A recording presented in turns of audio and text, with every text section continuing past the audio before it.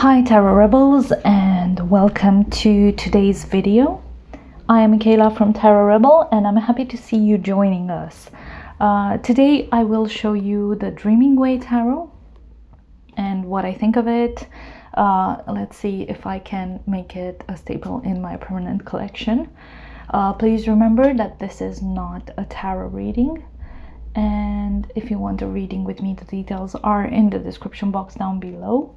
Also, please remember to like, subscribe, and share this video if you think it's useful or fun. And let's get into this. So I removed everything just to make room for the deck itself.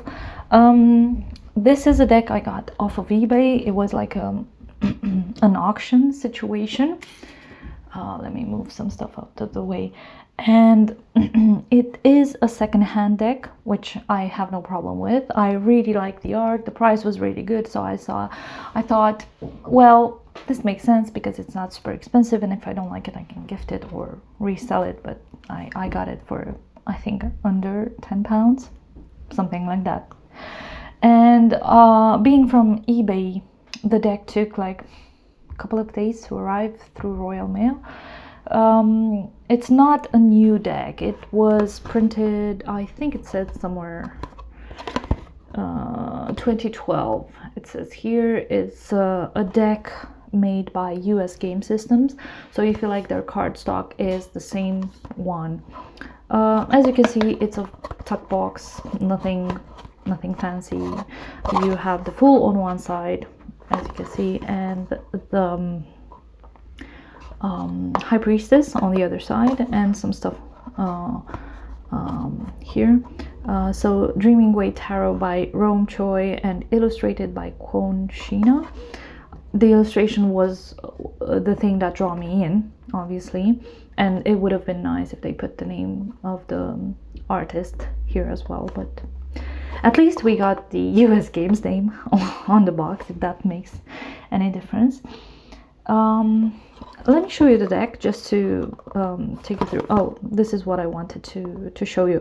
So Dreaming Way Tarot dresses up traditional tarot with contemporary artistic flair. In this exquisite deck, stylish characters breathe new life into the scenes and symbols of the major and minor arcana. Dreaming Way Tarot offers fresh interpretations of tarot and explores numerological as well as elemental influences. So that's what it says on the box.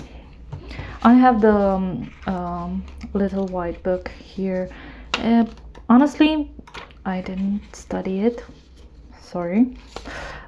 It's the from the get-go, this deck is easy to use with the basic RWS knowledge, so you don't need extra.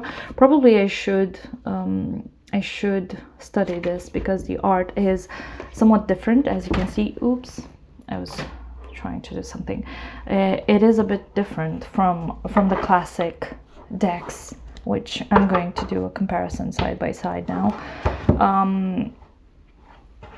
So yeah, let's start. First of all, we have the Fool. Obviously, I like you'll see as we go through the cards that the art depicts a very interesting fashion. I like the Victorian / romantic / playful energy of the deck compared to the traditional meaning of the Centennial and the traditional art of that deck as well. So this is why considering the artwork, I would have preferred to have the name of the artist here as well. I think it's a grave omission if you want. But let's start. So we have the Fool with the bag. The bag is tied to the body of this person. And again, another thing I really appreciate, sometimes you can really say if it's a male or a female figure. It's more of a neutral kind of deck, even though sometimes the clothes are more androgynous and the figure feels female, or the clothes are really girly. I really like the design of the clothing in this deck. So we have the sun here, the dog, the bag, the fool on the cliff, gorgeous. The magician. This is such an anime kind of magician, if you want. I don't know, maybe I'm the only one seeing this. Oh, and sorry for that. I've been reading a couple of stuff on the internet. So this is how the back looks like. I know it's triggering for some people, so I'm just going to remove them altogether from view. The magician in this card looks very slick, very evil kind of vibe, but evil guy turned good, if that makes sense. Very anime-like. I like this. Has some glasses on, as you can see, and the elements: the sword, the cup, the pentacle, and the wand. And I like these cups because they show up in every card, and they're not in every card, in every cup cards. And I think in the temperance, the star. Oh, sorry for that, my neighbors. I had to stop filming because of that, sorry. So as I was saying, the cup appears and it's the same design all over, through and through, and I really enjoy that. I like this design of the cup because it reminds me of my own glassware, if that makes sense. That's weird, I know. And this is the magician. Okay, sorry for that. It kept repeating, so I had to stop filming. So this is the magician. The high priestess, and this is one thing I'm actually a bit annoyed at. So the box shows the high priestess, but there's the sun and there's no sun here. She's a bit off considering the traditional approach. No pillars, no nothing. She doesn't have a crown. She has like a top hat. I like her youthful aspect. I like that she has the Torah in her hands. I like the heels. I like the clothing aspect of this card, and I like the background, the wallpaper background here. Some people might have trouble without the pomegranate depiction, without the two pillars. I personally have no problem. The Empress. So there's somewhat of a resemblance of these two cards, because you have the Empress, and obviously she's a mother figure, kind of looks like that in both cards. Here she is holding her pregnant belly, but I like this card more because while this Empress is in the wild, in the forest with things around it, she has a bit of a green here, but this one is in the middle of the field. It feels like she nurtures that field, whereas here it kind of feels like the element is not, the power is not all hers, you know. I'm sure I'm not explaining it right, but I'm hoping you see my point. Here it feels like she's actively working on making this field prosperous and abundant. The Emperor, again, he's in the nature, and he's on a throne in the mountains, I think. Different vibes, and again, this looks more like father figure, and this looks more like authority. I'm afraid of this one. And I'm afraid I'm gonna disappoint this Emperor, but I'm hoping I'm not gonna disappoint this Emperor, if you see the nuance in that. The Hierophant. Again, I like this card a lot. The keys, but there's no scepter, there are no people. It's as he's consolidating all the generational information wealth that was passed down through the years, whereas here it kind of feels like, oh, I'm following the rules and I'm making no exceptions, I take no prisoner. I don't know, does that make sense? I like the laid back approach. it feels more generous. This card feels more generous. The Lovers. This is a cute angel. It's a different angel, and if you look closely, you'll see that the angel holds both his hand and her hand, and it's such a gorgeous way to depict love, if you want, because this is a card about love as well, and it's about fleeting time, and it's about feelings, and it's about the easiness we feel when we look at someone we love, whereas here it's kind of full of symbolism and full of standard definitions of love and choice and blah blah blah. But I don't get love from this card. I get love from this card. The Chariot, again, very standard, very well thought, well planned card, versus this creative spark of this person riding their chariot, riding their 2 horses, and trying to conquer, to achieve something, to get somewhere fast. Of course, I like this one more. I know someone will look at my videos and think, oh my god, this person hates the Centennial and the RWS traditional design altogether. I don't. I just sometimes need something more, and sometimes newer decks add nuances that probably our ancestors didn't think of. The Strength card. This kind of looks like something I would have worn like 10 years ago, maybe. Not saying I had any fashion sense, but on this person it looks amazing. And while here I get the force element of the Strength, here I get the gentleness of the Strength card, and I appreciate those 2 aspects together.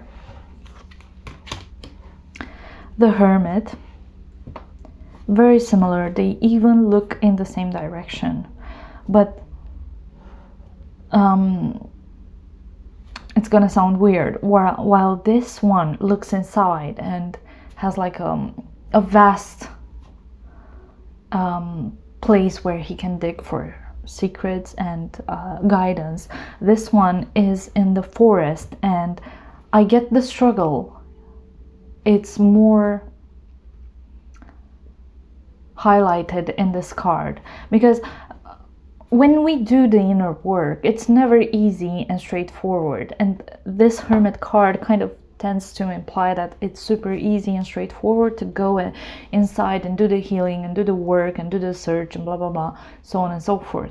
Whereas this one, the Hermit is in a forest, a lot of obstacles in the way, a lot of trees and rocks and hills and valleys and so on and so forth.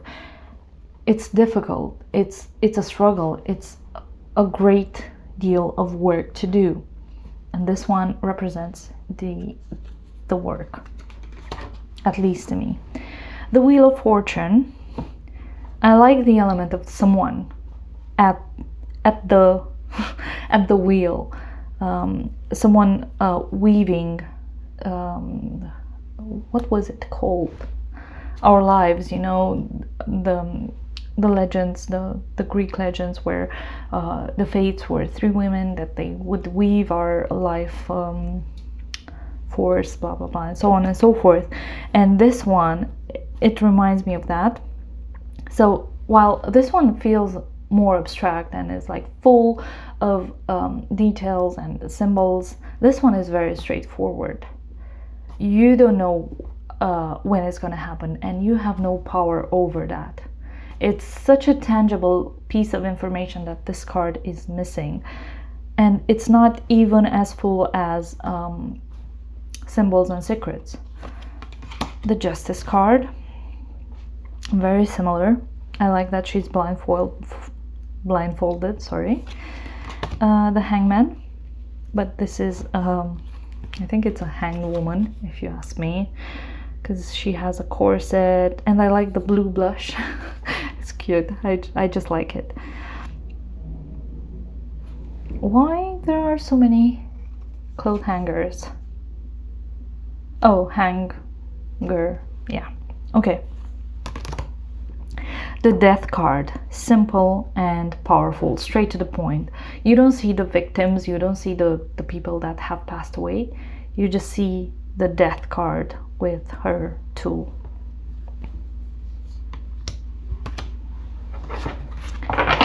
The Temperance card. I prefer this this design because it's, I'm not gonna lie, this kind of angel scares me for some reason. This one seems more approachable. I like this. The Devil. I like this one. I don't know why, I don't know how. And I'm looking at their hair. It's red. The devil's hair is red. The people's hair is red. And the devil is locked in this box, and the hands are free to control those two figures here. And I kind of get the impression that this is exactly what the Devil card is about. The red hair signifies passion, right? Impulsivity, loss of control. And the devil and the persons, all of them have red hair. This tells me that the devil is not in control. As much as the devil seems in control, they're not. And you're not in control. But at the same time, because they're not controlling you, who's controlling the devil? And why is not the devil allowed to be as free as they want? So it's a really kind of weird, on the nose almost, depiction of the devil meaning. Whereas here it's like, oh, all doom and gloom, this is grim, there's no way out, that's it. You're just controlled by your addiction, your hedonism, your pleasures, your whatever. This one kind of brings some hope into the picture. The Tower card. Oh, and by the way, I don't think I've mentioned that the cards have they don't have the Roman numerals. So for some of you, if you dislike that, I know some people do, I have no problem with that, but if you dislike that, they have just like alphanumeric characters on them. The Tower. I don't know what to say about this card. This is a card that I have to slip on and think of, because this one technically spells complete destruction, but you see the crown falling, and that's the destruction. Whereas here you can see the lightning tearing through various stories of this tower, right? It's a different way of looking at the tower. I don't see the full destruction. That's what I'm trying to say. The star. Look at the star. It's such a cute star. I'm not saying that I dislike the old version. I just think this one is a bit better. The moon, different, very different. And I like that it kind of feels like the moon is controlling this person, and this person is controlling the lobster, the sun. Again, with the baby, I'm not super happy.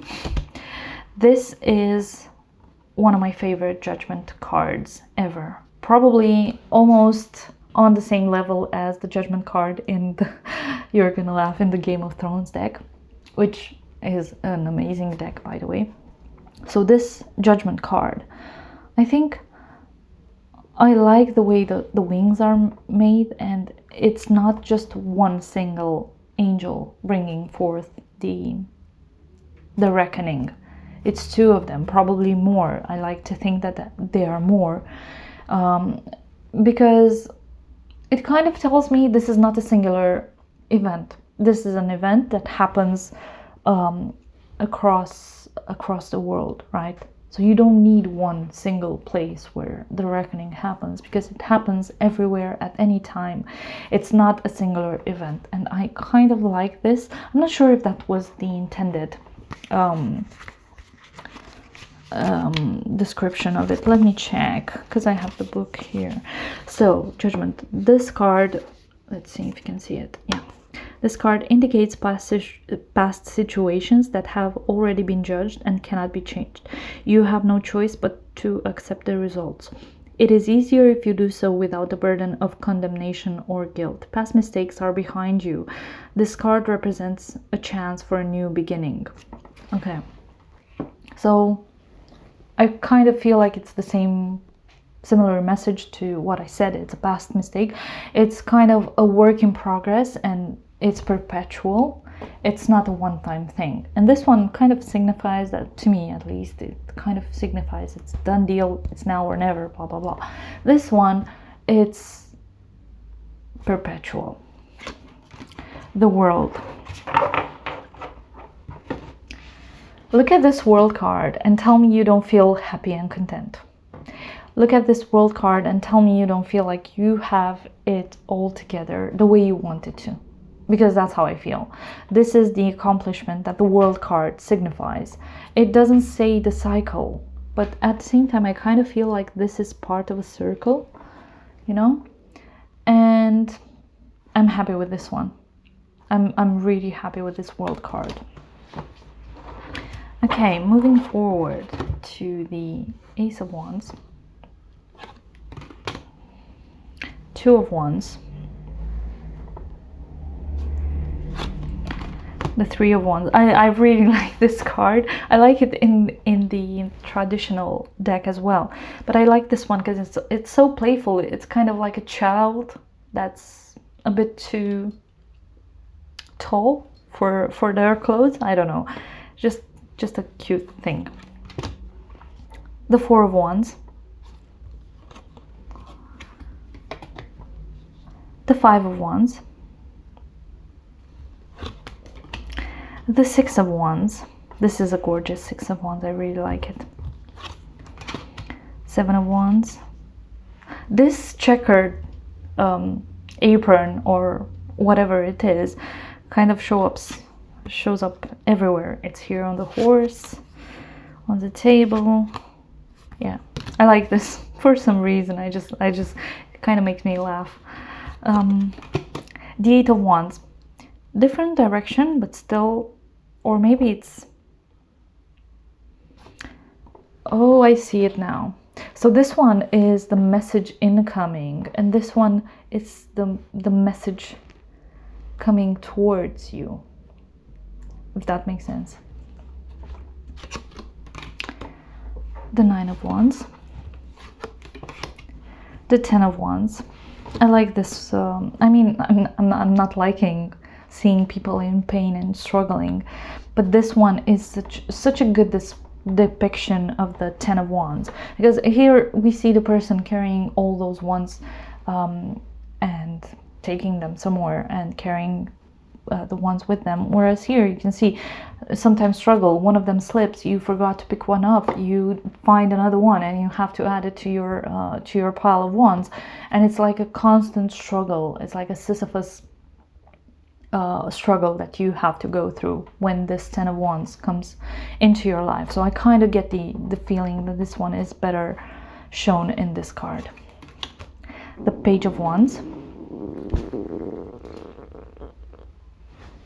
Sorry for that, I'm a bit hungry. The Page of Wands. The Knight of Wands. I like the red tone of this card, and it just spells fire for me. The Queen of Wands. Does she have the cat? No, she doesn't. She has the sunflower, she has the throne, but she doesn't have the cat. The King of Wands. Look at that. He's gorgeous. I like his self-sufficiency. He is a bit smug, though. I'm not super happy about that. The cups. As I said, I really like the cups because it reminds me of my glassware as well. Two of Cups. I like the missing angel from this card because it kind of feels more intentional when it comes to relationships. It's not, how should I put it? It's your own decisions and your own actions that get you there. The Three of Cups. Oops. The Four of Cups.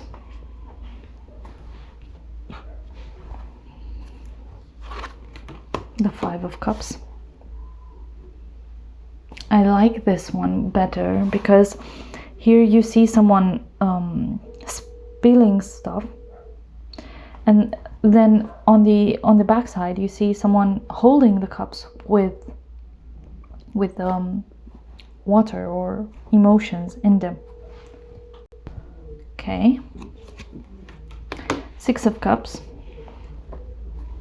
I like this. It's a very childish nature attached to this card, and I think it's better depicted that in the traditional sense.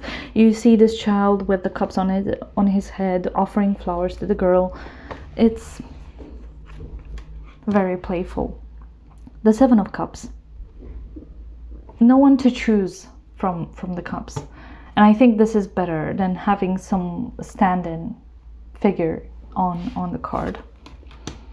The Eight of Cups. No moon. Interesting. The Nine of Cups doesn't look super happy. It looks a bit sad and depressed despite having all this fulfillment in their life. The Ten of Cups. The Page of Cups. I really like this one with the teapot on the head and the fish swimming towards the page. The Knight of Cups. I like the boots. Similar pattern to the cup. The Queen of Cups.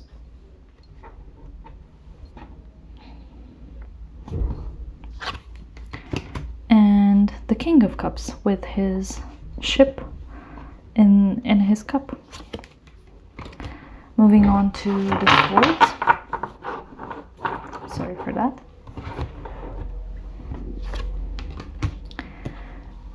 The Two of Swords. I like the wintry design. This is such a powerful Three of Swords if you look at it.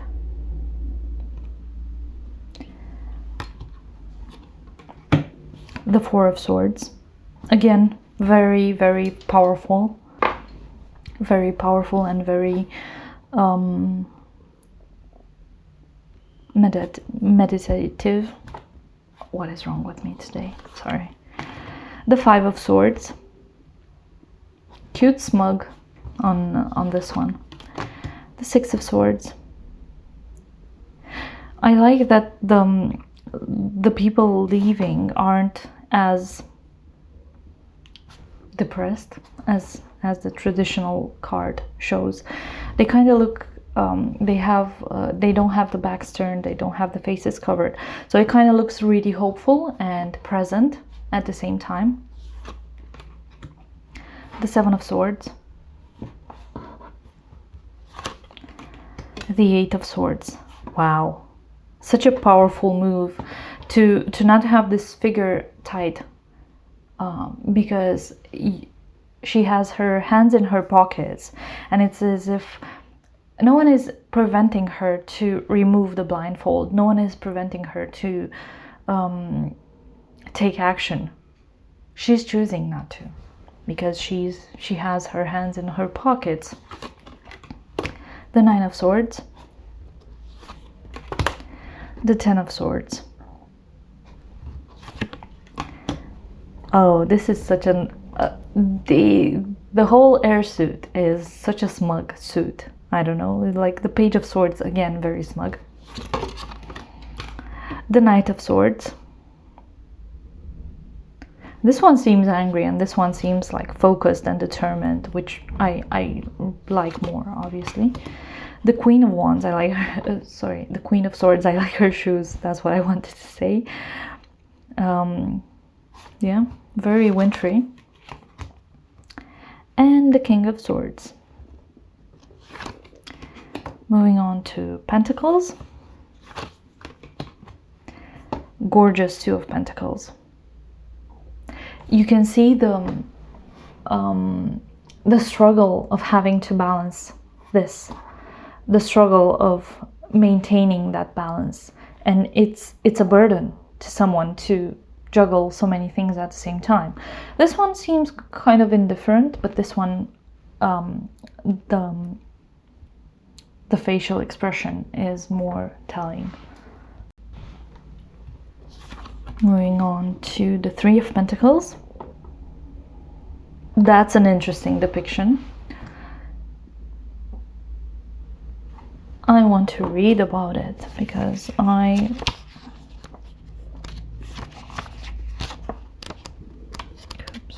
Pentacles. Okay.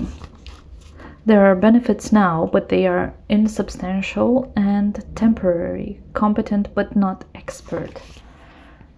Ooh, subtle. So this one is about collaboration and working together to master something. Whereas this one says, well, you are on the right path, but you are not quite there yet. The Four of Pentacles. I like the bib. Random. This is a gorgeous Five of Pentacles. It's one of my favorite cards, and I know some people shy away from it and they dislike seeing it in a reading. I'm not saying I like seeing it in a reading, but I draw so much from the Five of Pentacles.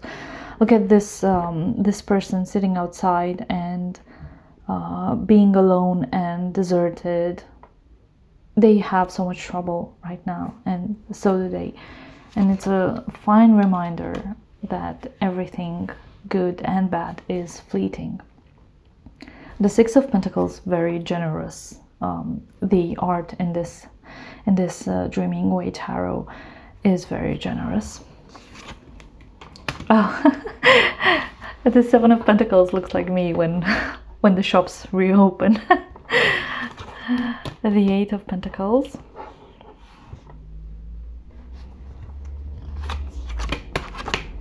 The Nine of Pentacles. Sorry for that.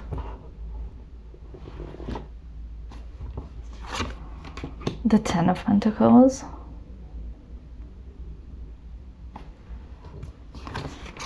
The Page of Pentacles. I like this page. I like this page a lot. By the way, I've used this deck already in a couple of readings, and it reads like a dream. I really like it. Sorry for that. Today is a very noisy day, and I apologize. The Knight of Pentacles.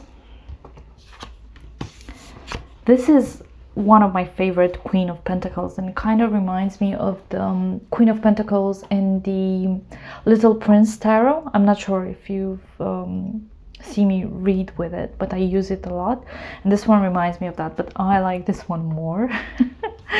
And lastly, the King of Pentacles. Very similar, but this one is a bit more wealthy, I would say. Okay, now that I've shown you all the deck, like the whole deck, let's try and shuffle. I'm not going to shuffle on camera because of sorry, you can still see that because of the backs. I have no problem, as I said, with the backs, but some people do. So this table is not ideal for shuffling. I'm just gonna hand over shuffle. By the way, the cardstock,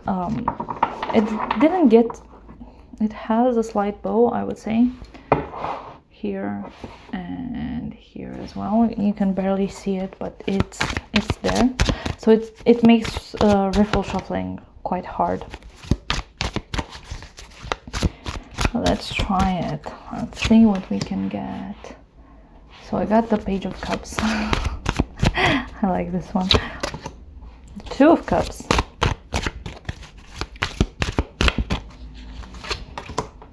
And the Five of Wands. I always get the Five of Wands, right?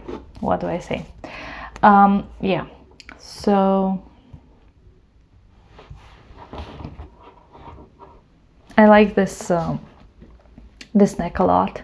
Will I be using it? Well, I'm already using it. Do I recommend it to a beginner? Probably yes, because the artwork is very friendly and the guidebook is pretty good, I would say. Even for a beginner, I would say it has a wealth of knowledge. So if you prefer this kind of art, I would say go for it, because it's a really nice deck. The cardstock clearly made in 2012. I'm not sure if it was used from 2012. This is a second-hand deck for me, but it, as any US games cardstock, I think it holds up really well in over the years. So why not just go for it. That's all I have for you. I would love to hear your thoughts on this deck, or maybe if you want to see another deck in action. Please leave your thoughts in the comment section down below, and don't forget to like, subscribe, and share my channel. Thank you, and hope to see you soon.